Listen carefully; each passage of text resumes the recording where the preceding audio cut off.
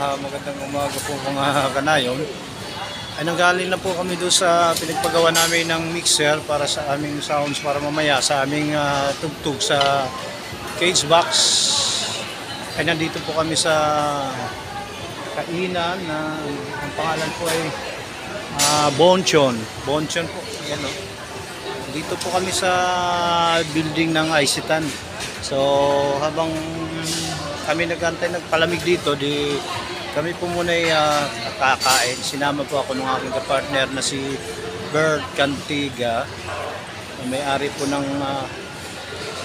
ng bar na sa store po ng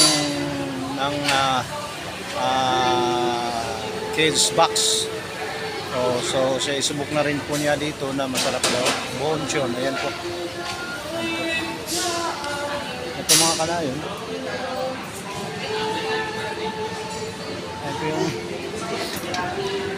Part, malamig ba dito? Okay, part.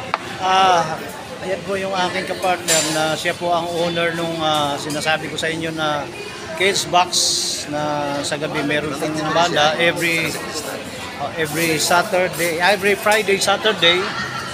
Ang kanyang pong gusto po namin i-greet yung kanyang family na yung kanyang mag-ina, isa lang po yung anak niya na si Crystal Cantiga at saka yung kanyang misis na si Idel Cantiga. Yun po, binabati po namin. Kami po yung nandito po sa Bonchon.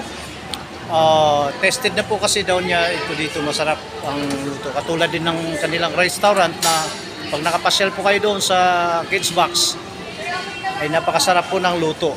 So ang kanyang cook po doon ay yung kanyang bayaw din. Kapatid ng kanyang brother ng kanyang misis na si Cantiga. So magkita-kita po tayo ulit. Medyo malalaki na po yung mukha namin gawa ng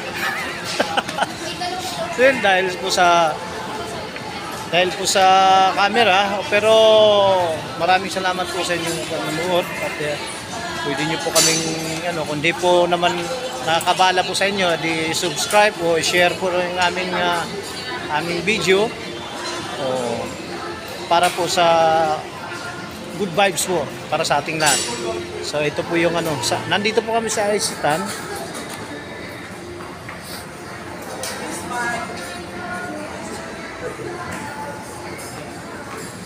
Okay, sige po, magkikita-kita po tayo sa sunod po naming upload. Salamat po.